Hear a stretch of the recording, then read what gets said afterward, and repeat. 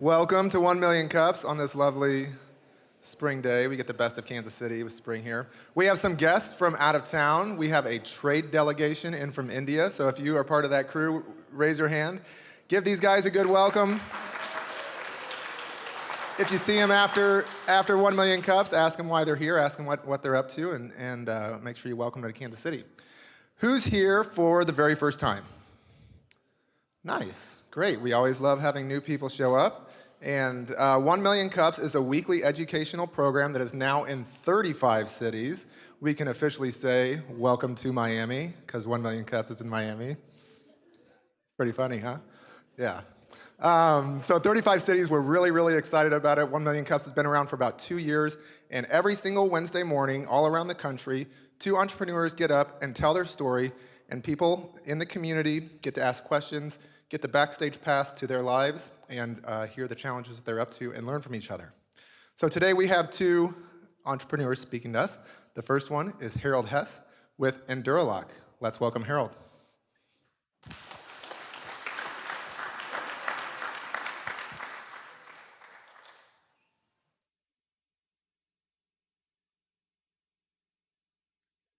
I'm not Harold.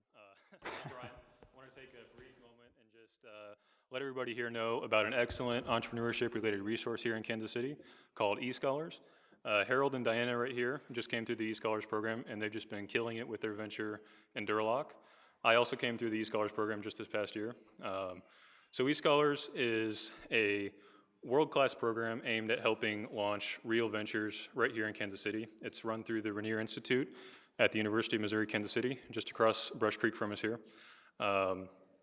For me, it's been an incredibly positive experience, and some of the biggest takeaways for me have been the access to the wonderful network of other entrepreneurs here in Kansas City and entrepreneurial mentors, as well as some of the world's foremost researchers in innovation and entrepreneurship at the University of Missouri, Kansas City. So the applications are currently open through July 1st. I believe the next class begins in August. You can learn more and apply at entrepreneurship.block.umkc.edu. You can email umkcescholars.edu. You can take a card back there by the coffee. It's got more information in a QR code that you can scan and go right to the application and learn more about the program there. If you're interested in launching a business, if you know people who are, if you're watching online, check us out and apply. And Harold, take it away.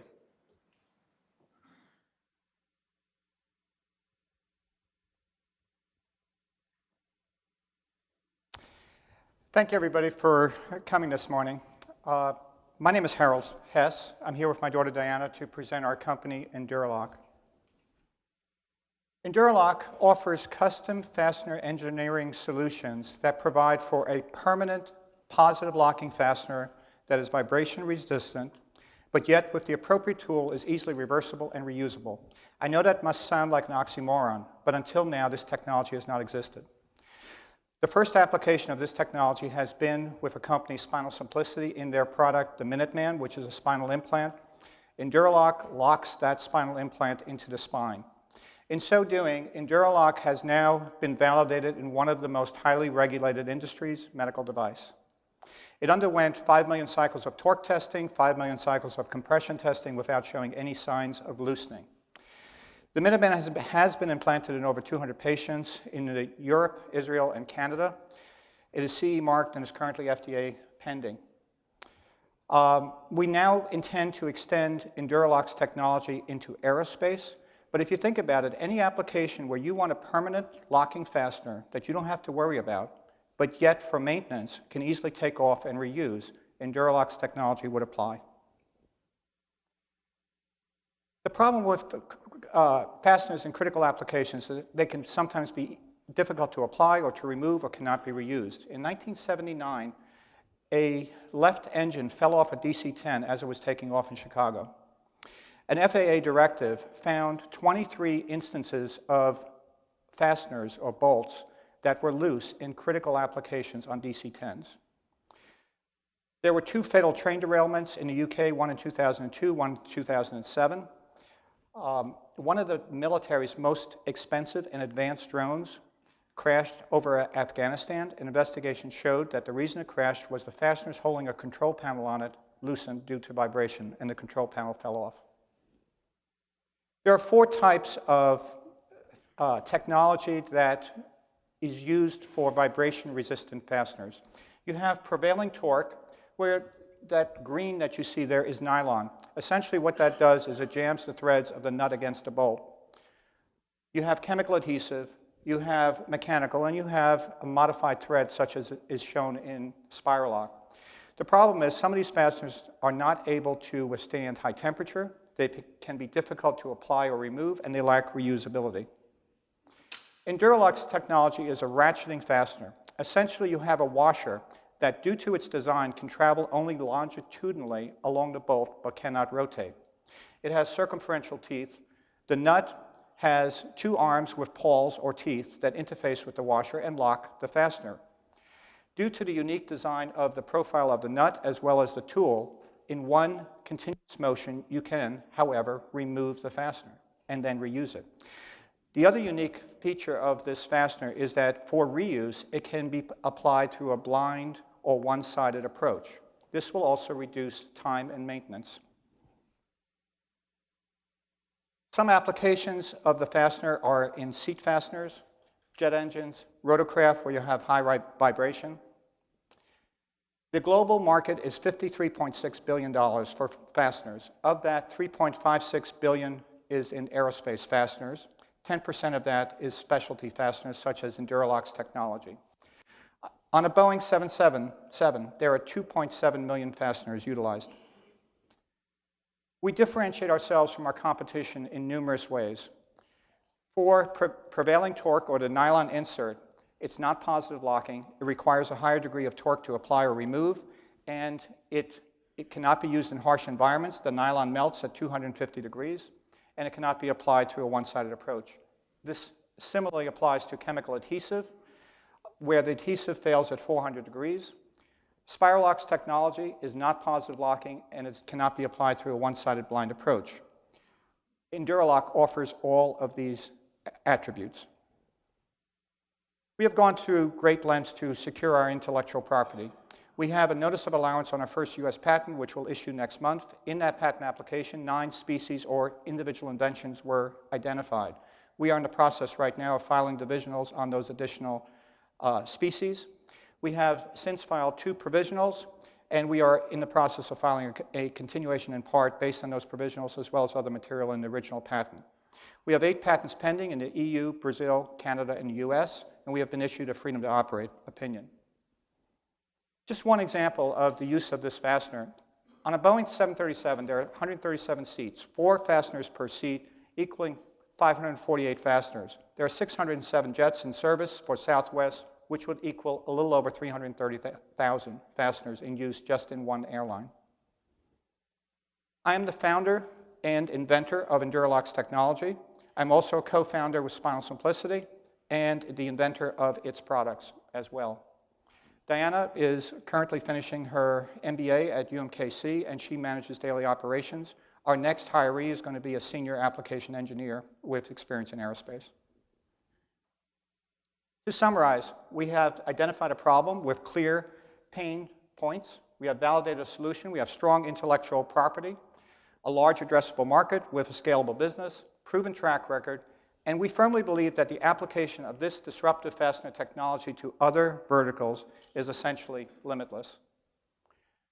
When fasteners fail, it can be a really bad day. Thank you.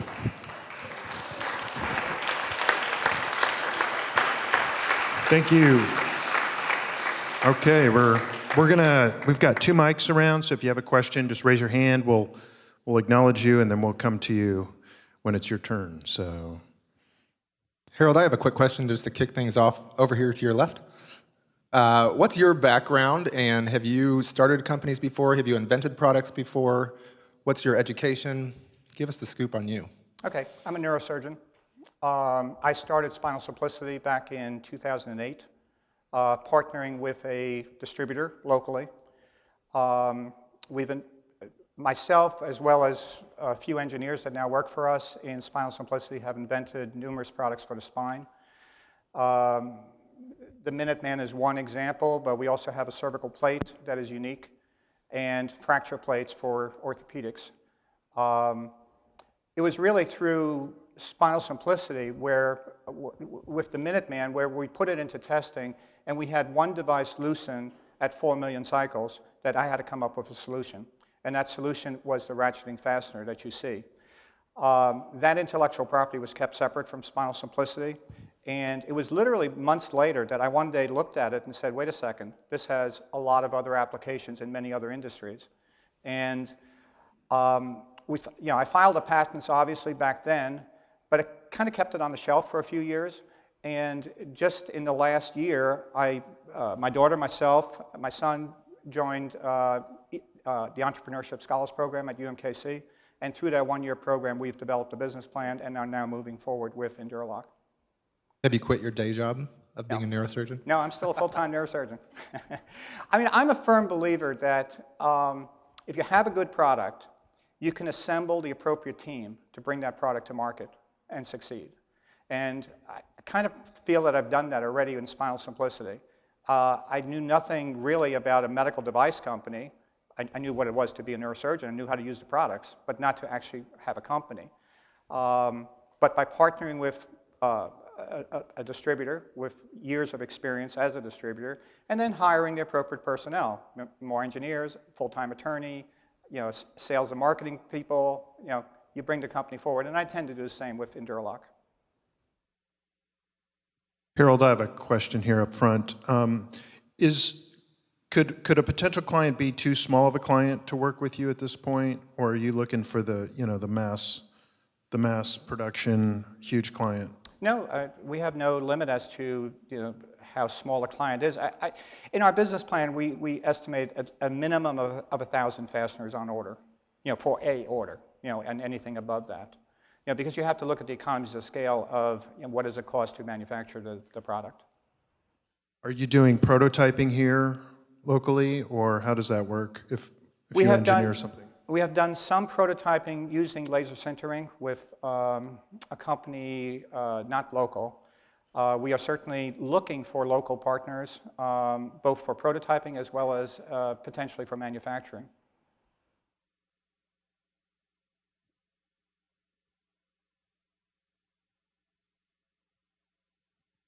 What are you looking for here with this group?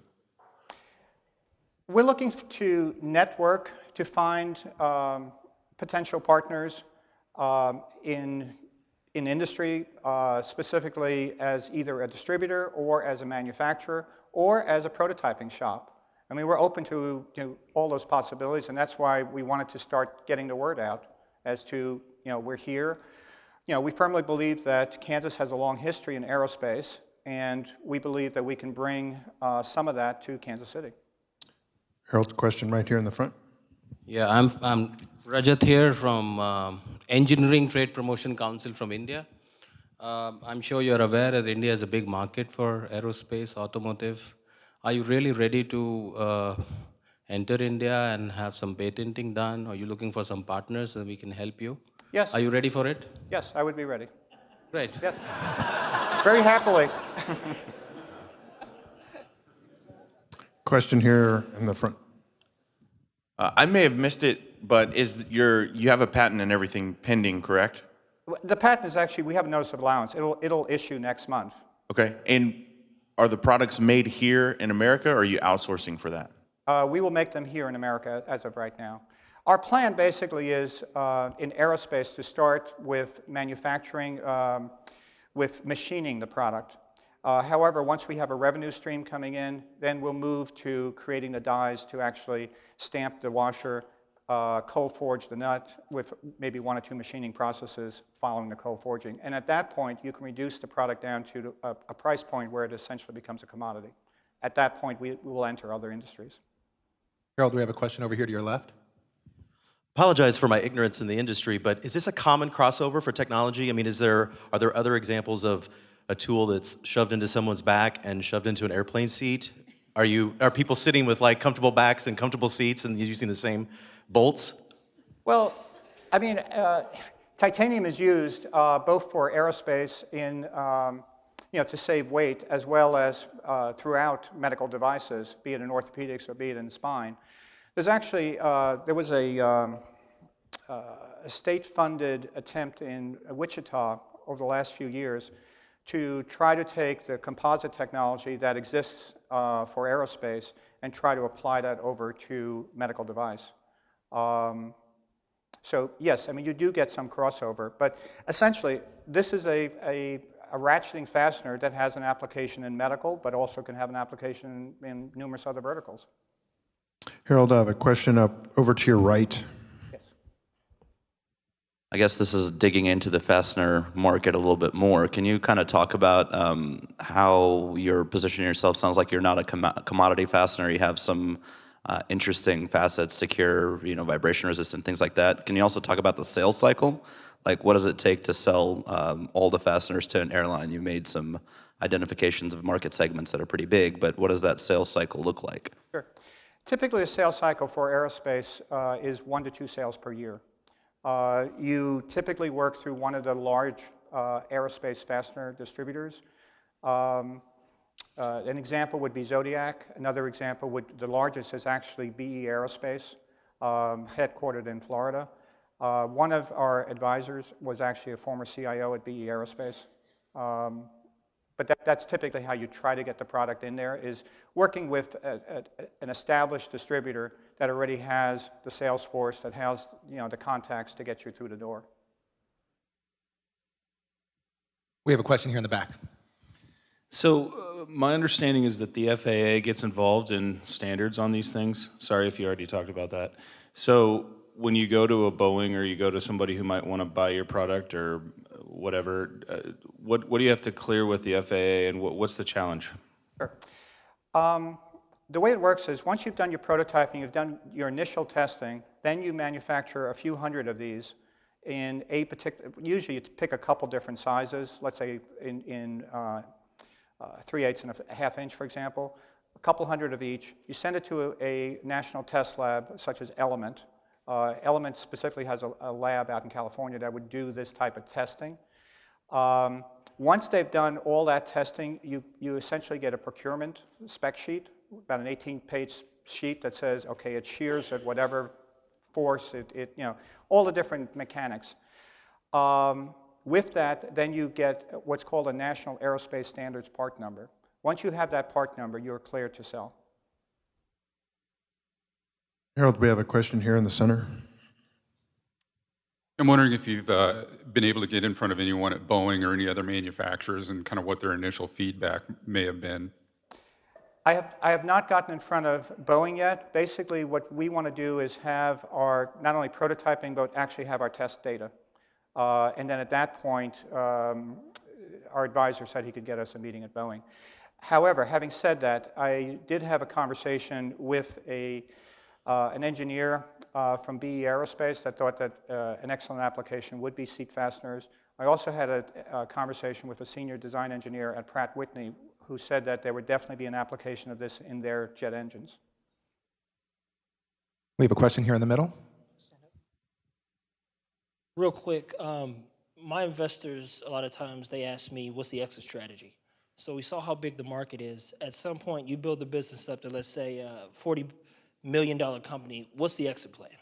Do you foresee getting acquired and licensing the rest of the technology and receiving a percentage? How do you get out of this once it's big? Once it's big, the exit strategy is to be acquired. I mean, in the medical device company that I have, I mean, we've already had conversations with numerous companies about, an acquisition potentially of the Minuteman once it gets an FDA approval. And we're in talks right now with the FDA. But that would be the same plan with Enduralock, with the one provision that, keep in mind that this can be applied to multiple verticals. So you could easily, for example, do a license arrangement with a manufacturer for aerospace bolts, but keep the rest of the intellectual property to then apply it to automotive construction, chemical manufacturing, all the other verticals. So how you parcel that out, only time will tell, and what makes the best decision at that point. We have another question here in the middle. I've got a question for you about cost. What does the current solution for fastening in the aerospace industry cost, and what is your cost? How do the two compare? Okay.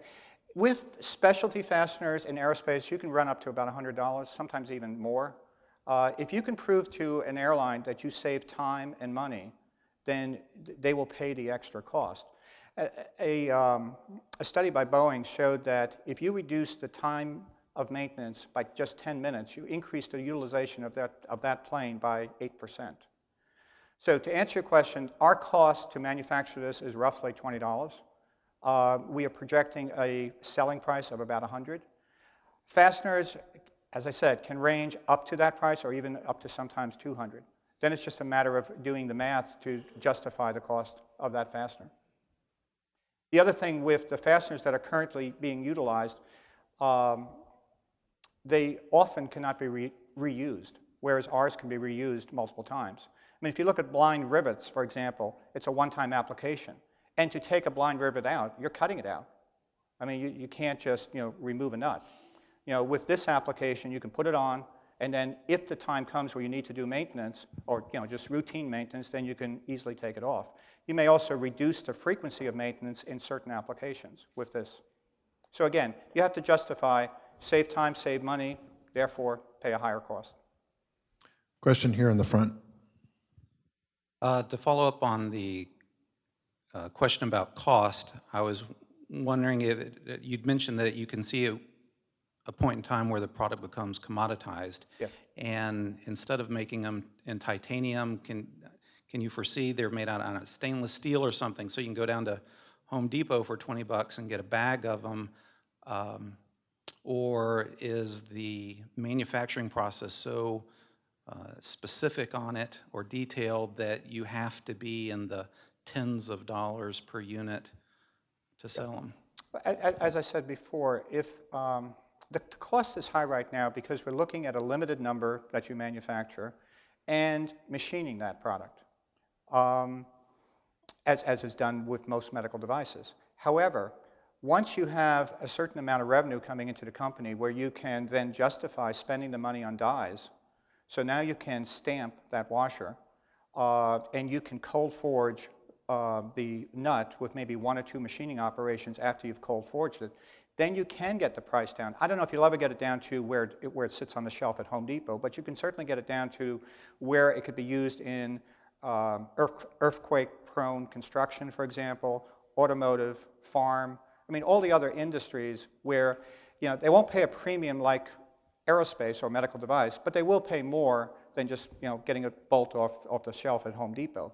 Another big application of this would be in oil and gas, which also pays a premium for their fasteners if you can show that it endures time and reduces cost and maintenance.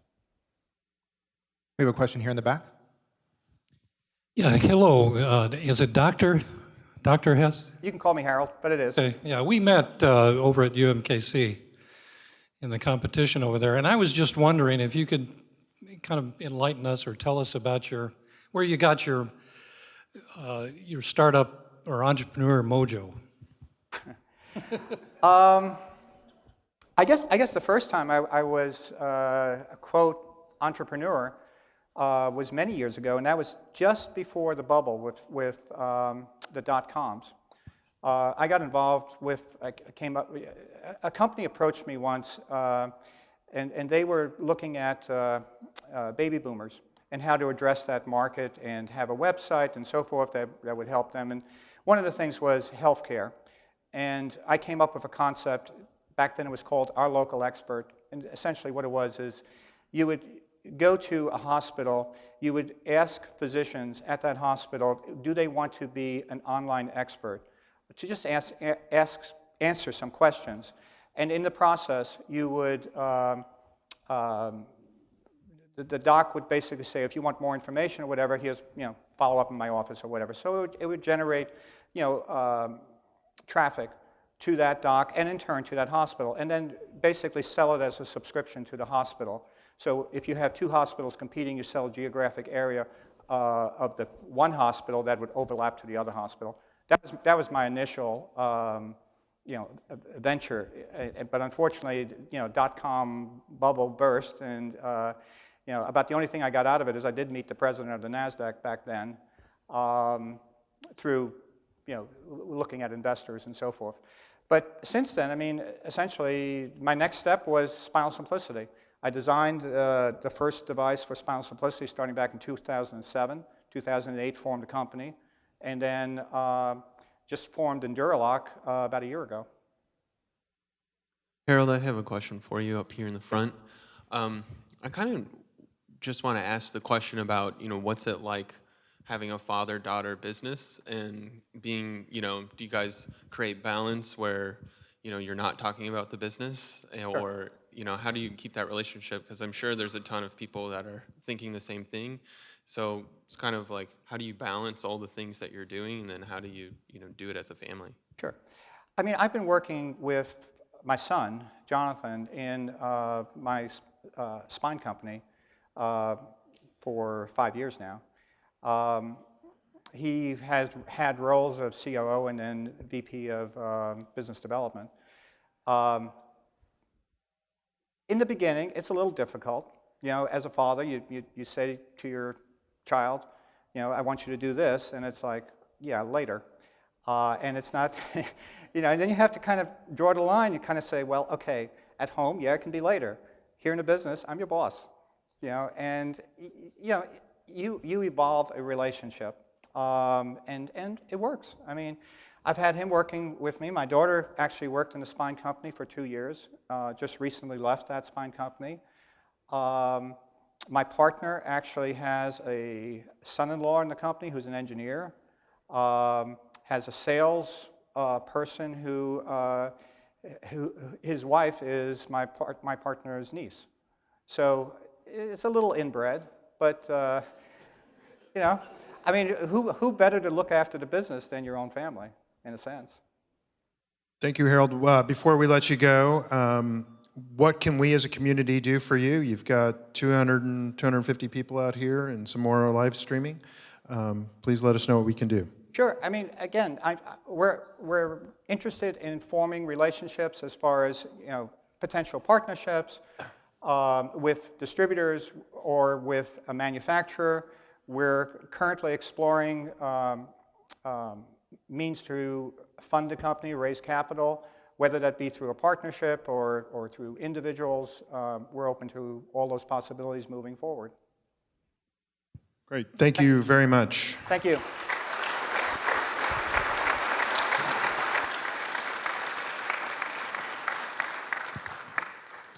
Okay, so everyone knows, as always, we have our wonderful announcement sheets out. Take a look, get a taste for everything that's going on this week. And in the future, there are a ton of great opportunities. And coming up next is a little bit more information about one of those. Thanks. Good morning. This year, we're having our third annual one-week KC. It's coming up June 9th through 15th.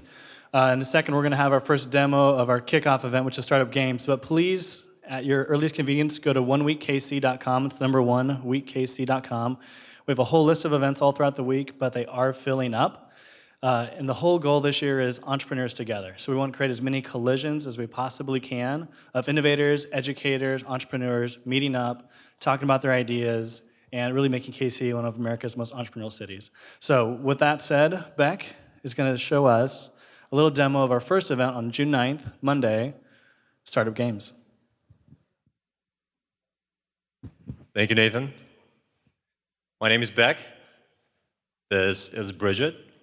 And we want to engage all of you in a brief experiment. It only works if each one of you participate. So please. As I'm sure many of you have played a game called Rock, Paper, Scissors. Yes? Maybe? Great. Perfect. This is a physical variation of that, except there are no losers. You guys with us? Perfect. Bridget is going to help me demonstrate. In this game, you have 3 moves. They are fireworks, tiger, and a person. This is your fireworks move. Let's try that. 1, 2, 3. Ah, nice. Your second move is a tiger. And the tiger is, I like to do the yeah version. So let's try that. 1, 2, 3. Tiger. Perfect. And your last move, my favorite, is the person. The person is mwah. Perfect. You guys got this, right? Now, what you may not know is each one of these moves represents a personality type of a person's view towards business or entrepreneurship. So I'll tell you more about it after we try this. So in this game, we all have to stand up. If you could please all stand up. Be mindful of the coffees. All right? Okay. So pick a person who you didn't come with, that's next to you. I mean, if you're in a group and you know the person, that's fine. But stand with your back to that person.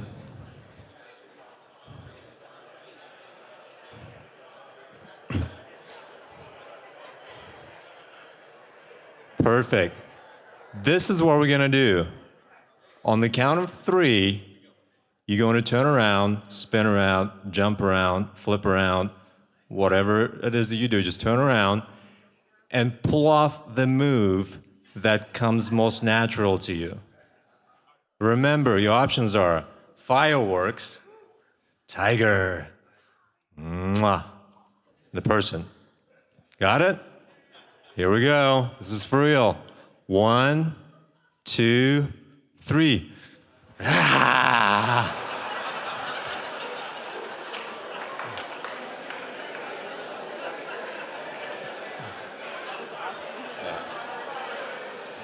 You guys are great. You can sit back down.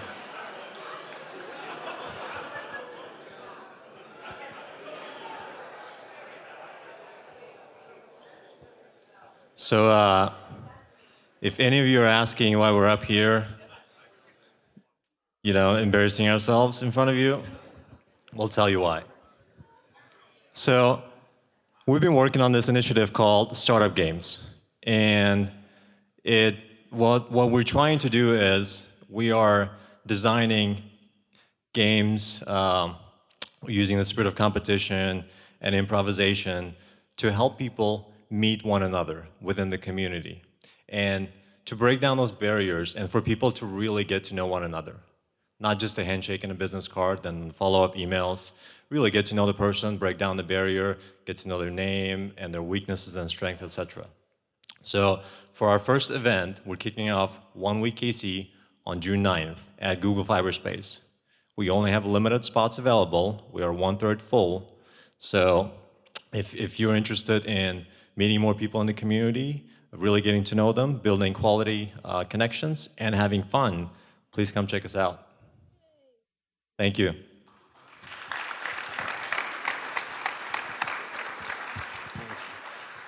I was a firework, so that's pretty fun. There's only 150 spots, so literally not everybody here can even come. So if you want to, you do need to sign up. The next day, we have a larger event, the tailgate before Entrepreneur Day at the K. We have 500 free spots, but you get free t-shirt, free food. We already have 3 local breweries coming. It's gonna be out at Lot N. It's gonna be a great event. And so again, just emphasizing, a lot of these events have limited capacity, and a lot of them have less capacity than people in this room. So if you wanna go, definitely jump on oneweekkc.com and sign up. But definitely excited for Startup Games to kick it off. The tailgate's the next day, and hopefully all of you guys can come. That's it.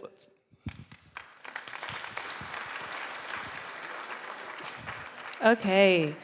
Sorry, guys, I was just finishing up the vine of you all looking like idiots. It's going to be really good. Okay, so next up, just want to take a little bit of time to talk about our next presenter. So next up is going to be Jen Shaw, from Bella Mines. Jen is a very dear friend of mine and is a woman who grew up in rural America, much like me, like many of you, I'm sure, here today. And if you kind of have grown up in that environment, you know that coding, tech, math, science even sometimes are not always the first place your mind goes as a young woman kind of growing up in a small town. So Jen is working to change that, not only for young women, but for women in all stages of their career. So without further ado, my dear friend, Jen Shaw.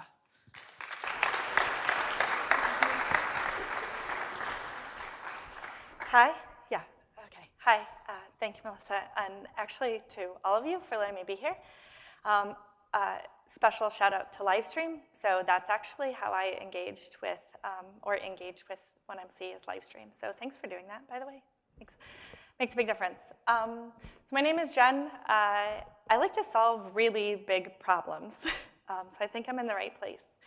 I have a background, like Melissa was saying, I'm actually from Western Nebraska, and about 8 years ago I moved to New York City and spent most of that time there engaging with the startup and technology sectors. But I do have this sort of weird dichotomy of my life, which is I see the amazing resources and all of the things that we have going on in New York, the energy, the support of our government, a community. The New York tech community is about 40,000 people right now. So, and then I kind of come home and I see that's not exactly what we have in terms of resources, specifically in education. This is actually sort of a rough map. We've all heard of the digital divide. Anybody? We are on one side of it? Yeah. So this room is probably on one side, and you probably know somebody that's on the other side. So I'm actually from the part of Nebraska that has like 0 purple, right? So these are like the parts of the country that like have something going on with technology, whether it's companies, systems, whatever it might be. And when I saw this, I was like, that's kind of a problem, that literally is like me in like a really condensed part, and then me, and it was too different. Actually, about 15% of our country, 1 in 7 people of the adults in our country live like this, that they actually do not consume any technology. They don't participate in this culture in any way. But on the other side of that, we have almost 4 million people working in computer science jobs. But we're actually still missing a lot of people. In fact, we're actually missing about 250,000 people in the next 4 years to participate in all of the jobs that we actually have coming up, which is great. And we can't really ignore the concept or the talk about women in technology. We make up about 25% or 26% of the computer science jobs, but actually 50% of both population and the regular workforce. I actually have a background in working with women. I started kind of a nonprofit in New York that's called New York Tech Women. We're actually about 4,500 members strong now, with women in all facets. And so this is something that I work with every day, and I understand that we have this conversation about needing more women in technology. But like we saw, it's not really a matter of needing more women in technology. We specifically need people in technology, and it would be ideal if there were more women. When we talk about gender specifically in terms of people working in technology, it really, and we refer and we use gender in sort of in replacement for diversity. Unfortunately, that's not one and the same. Gender is actually just one facet of diversity that we need in technology. We actually import about 17% of all of our computer science or STEM workers from foreign born. So shout out to a couple of you that I know, thank you. For being here, participating. It's a really interesting perspective, right? And we want to make sure that when we talk about technology and growing it and including and learning and developing, that we don't talk about just one sort of angle of it. In fact, technology is the only industry, aside from restaurants and shoe stores, with an average age of under 30. This is just a quick curiosity. Anybody over 30 in the room? Yeah. Which is actually interesting. It's not what we see in a lot of places. I think it might be a little bit older. But we are really one of the few industries that actually have a median age like this. So it's not just about a matter of talking gender. It's not just a matter of talking about location or where you come from. It's not just talking about age. So at Bella Mines, we looked at some of these problems in technology, the number of people, where they were coming from, how to include them. And we've determined that technology is not just a destination, it's also a path. We're no longer talking that technology is a vertical, right? It's spread into everything we do, and it doesn't matter if it's health or auto, it's there. Right? We also know now that geography should not be a limiting factor in in how you can participate professionally using technology. Right? We're lucky, at least in the US right now, that the access, the availability of having it is not really our key problem. It's actually ambition and desire to use that and sort of the reasons to. We also do a lot of work with women, specifically, that's my background. We firmly believe that having a single gender environment has a much higher success rate, it's deeper engagement, and the results in the long term are much more successful. We also believe that age should not be a limiting factor or liability in terms of your participation. And we also believe that there is a very specific need for online education. Out of curiosity, online education, has anybody ever taken an online course? Okay, awesome. Nope, keep your hands. I took a course, I finished that to completion. Keep them up, yep, you did. Who took another one? Yeah. So we actually believe that online education actually has significant value, but live learning has a much, much deeper impact. So this entire conversation about like education and technical and whatever is very interesting, right? At one end, sort of a 0 to 10 scale, we have those that are very off the grid, right? We talked about 15%, they're just completely illiterate. And maybe they'll move up the scale just a few notches and they email and Facebook. Then the other end, we have a room full of kind of technical masters, right? They're actually building and engineering and working on things, right? Give or take, if you do the math, it's about 15% on either end. What that means is that 70% in the middle is just kind of not sure where they fit. How do we make sure that we're actually taking women from being technical consumers to putting them over on the other side where they're actually creating technical aspects? This is a really like soft and mushy conversation because it's not just about building a code school. It's not about just like getting people engaged and building things. There's so much more to this, right? It's personal development, it's leadership, it's actually an ambition conversation. So we're right in the middle of our pilot programs, and we're doing a lot of work, not just around the actual curriculum and what we're teaching, but the actual reasons why people do this. It's actually a question we get a lot. In fact, we work and we partner with these organizations. This is a sampling of organizations that teach young girls how to code, how to participate in this industry. They're everywhere. They really are, and we partner with a lot of them. This is really just a sampling. But unfortunately, these programs are all specifically for young girls. So I don't know if you realize that 4 years from now, we have a problem. Fortunately, these girls are anywhere from 6 to 8 to 12 years out of being ready to participate.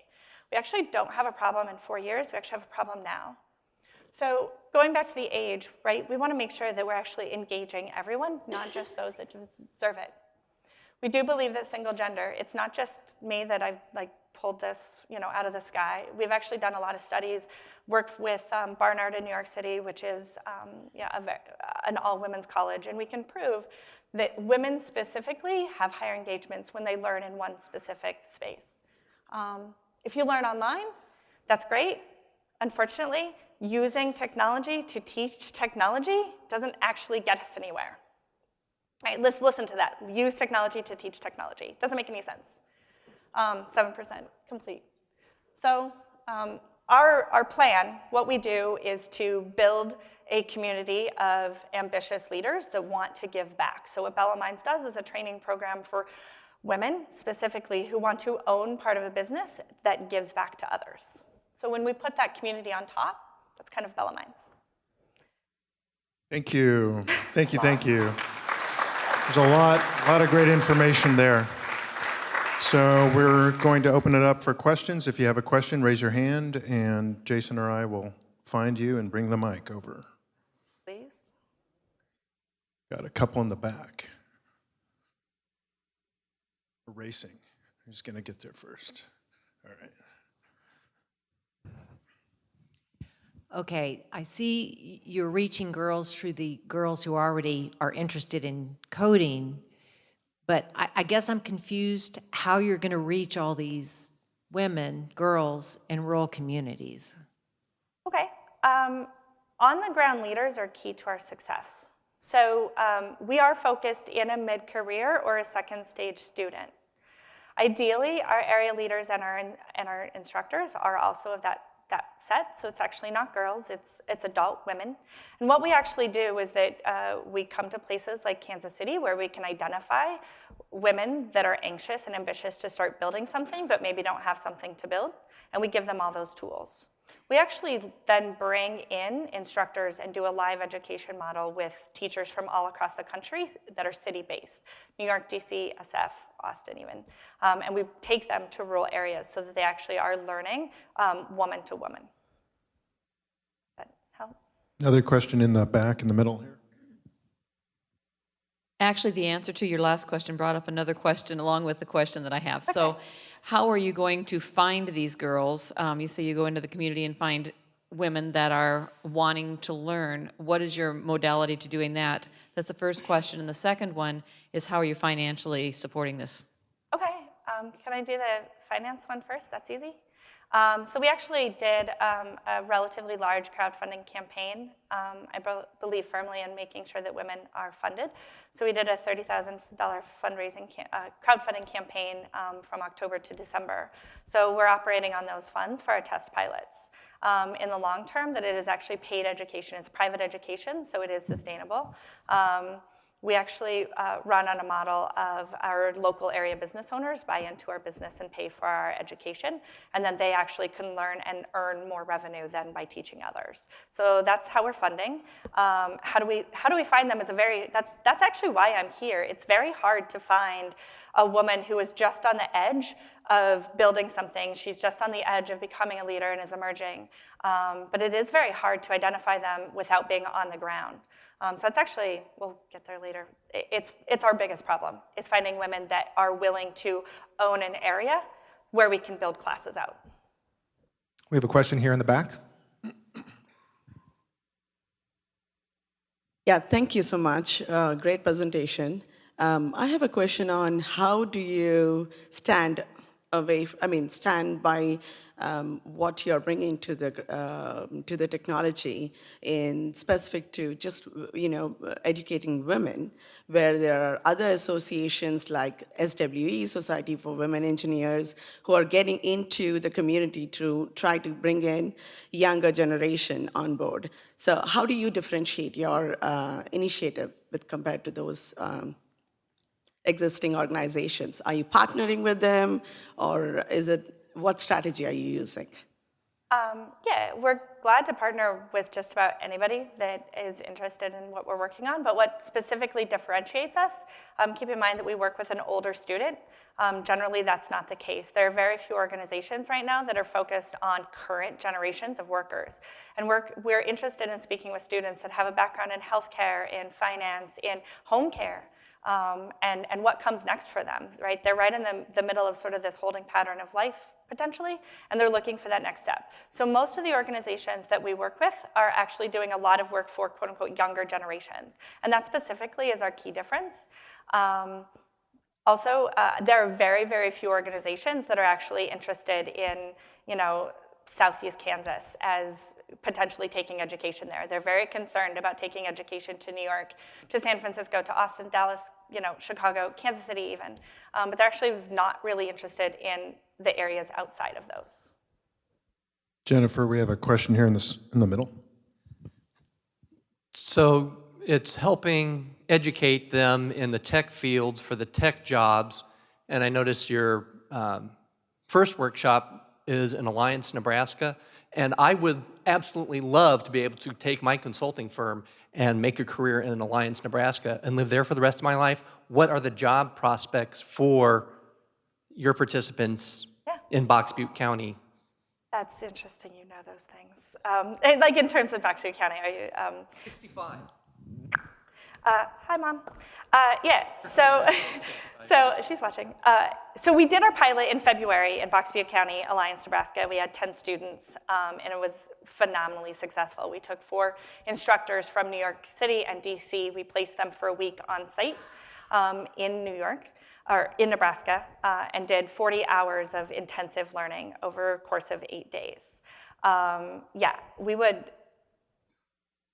the job opportunities are actually very, very interesting because we're not trying to limit our student body on saying, come to us, learn technical skills, and go get a technical job, right? We actually see that it's not just a matter of, I want a job, I want to work remotely, I want to own a company, right? Those are sort of byproducts of the fact that I want to learn, I want to grow myself, I want to become financially independent and stable, right? Those are actually the things that we're much more interested in, is those real root needs and causes. The end factor is just whatever it sort of manifests itself in.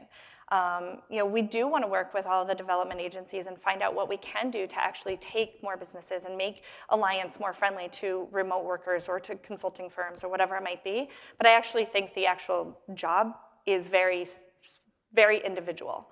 And we're very careful to make sure that we're not predefining what a student needs out of that. Because at the end, what she really wants is like growth and development and to do good by her family. And they're actually very different. So we're trying to be very careful on what the end product is. We have a question over to your left. I am a woman over 40 in technology, so I'm very interested in what you do. I've been doing this for 18 years, so I got in technology when no women were in technology, so I dealt with that.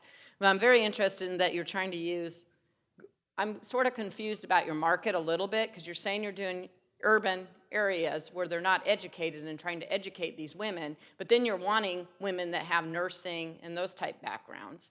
So I'm confused about that. And my second question is this a profit or non-for-profit business? So I have two questions. Okay. So for second one's easy. We are for-profit. It's a private education model. Students do pay for learning. That one's easy. We chose that specifically because we believe in setting a good example. We want to encourage women to earn and be financially independent and be stable. And we think the profit is a good model for that in terms of setting a good example for them. The second, in terms of confusing, the hospitals exist everywhere. In fact, Box Butte County has a wonderful hospital, but maybe that's becoming a change. They need something. So I'm very interested in women that have a background, just a history in life, right? When we talk about diversity, it's not just that I want to bring women in because they have a longstanding history in technology. What I'm interested in is creating a more diverse creation set in technology. And I think that those types of women that have done whatever it is, whether it's any background, they actually bring significant value into the products that we build and create, right? Because right now, especially in New York, we see a lot. It's created by young, white, affluent, like urban-centric men, and those are the products that they're shipping out to the rest of the world. And what do we have when we have a better conversation? So I actually pair urban or city-centered women with rural-based women. We actually pair them live and in person so that they can get a two-way exposure, so that women in rural areas are actually learning what's happening and gaining resources, gaining networks, gaining connections, taking education, and keeping it in rural America. And women that are in city environments actually get to learn what it's like to live like in southeast Kansas or in the middle of Missouri and take that knowledge and realize that their little bubbles in those city environments are actually not all that there is to this world. Have you thought about coupling with Women Employment Network? Have you heard of them? They're usually trying to work with more poverty type level women that are trying to restart their lives. Actively trying to partner with any of those organizations. And introductions welcome. Jennifer, we've got a question in the middle. I guess kind of touch base on one of my questions was the demographics of it. So are you approaching high schools, colleges and that, or like is it just colleges? And then I'm assuming this is to complement somebody else's education in the resume and stuff like that because it's not accredited. So it's kind of, can you give light to that? Yeah, so it's not accredited yet. I don't know if we will go down that process or not, or if we will stay more like certification and private just knowledge. I'm not interested necessarily in speaking with high schools unless I can speak to a room of high schools and I can then get to their mothers. So generally, if we were to identify an ideal student, they're probably 35, 45, to 65. I would welcome any sort of middle career. We've actually been very careful not to identify an age, because what is middle age in Kansas City is not middle age in Alliance, Nebraska, is not middle aged in New York City. So we've actually been very careful not to identify an age specific, but what I want is a demographic of women as students that have experience behind them and are looking for a different future, right? Even at 35, 55, whatever the age, with the longevity of the way that we live now, we have 20, 30, 40 years of productivity ahead of us. And technology is going to be a part of that, whether it's professionally or personally. So ideally, our students have a life history, have life experience. Another question here in the middle. Good morning. Congratulations with your work with Bella Mines. Thank you. I have a couple of questions. One is your plan of sustainability. I heard you talk about crowdsourcing as a way to generate revenue at the present time. And my second question has to do with for-profit organization. How do you generate scholarships or for women in need in the target audience that you serve? Thank you. So we did get started with a crowdfunding campaign. It was actually to raise scholarships so that our first 25 students wouldn't have to pay for the class, right? We are new, we recognize that we're in pilot and we're researching, but that's why we raised the initial funds. It was to make sure that the students didn't have to pay for something so new. It was a kind of a gift that we did for them. But no, long term, it is a for-profit model. We are actually looking to find women to invest in the business where we can train them, give them our networks, our resources, everything that we have, and they can then utilize that in their areas. And that would be more of a license model. So students pay area leaders, and we take a portion of that for their training and connections. Because right now we actually provide the teachers that actually go on site. We have a question over here to your left. I want to tag back into that question about the accreditation and certification of the program. Sure. How quickly do you expect to get that?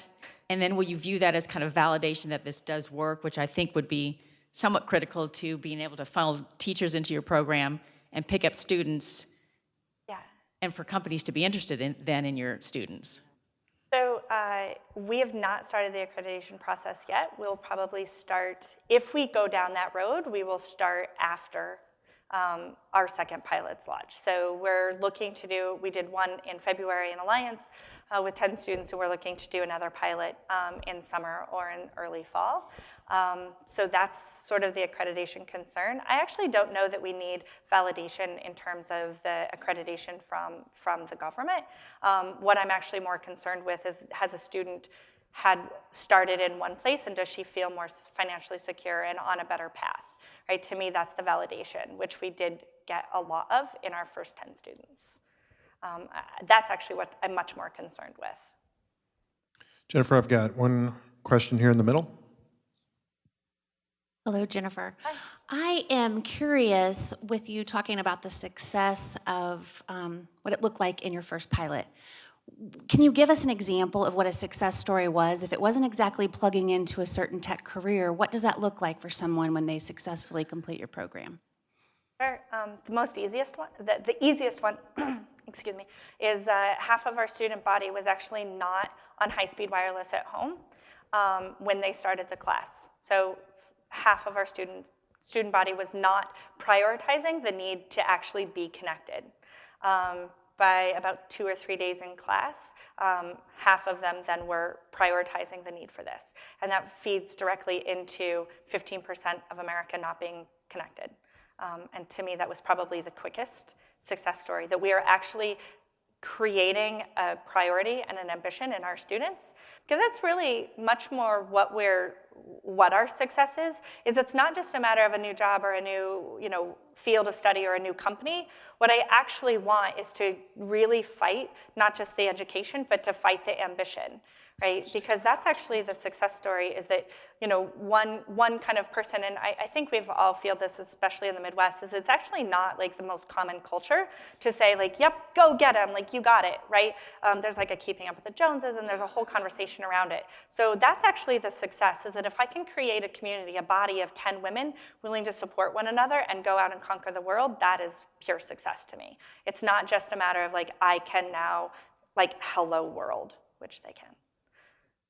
Thank you, Jennifer. Before we let you go, we have one last question. What can our community do for you? Sure. So I need connections, introductions, and meetings to women. I'll take them anywhere in the country, but ideally in the region, of women that are sort of on that verge of just needing a really great partner that can help them start a business. So ideally they would be, like I said, have history, a background behind them, and are ready to start and embark on something very new and exciting, so that we can then give them all the resources to start more classes. That's ideally as many of those connections, meetings, introductions as I could get. Great, thank you so much. Thank you. Jennifer and Howard will be here up front if you have any questions we didn't get to after, and I want to thank you all for coming out. We'll be here again next week at 9 a.m. for another educational program from 1 Million Cups. Thanks for coming in.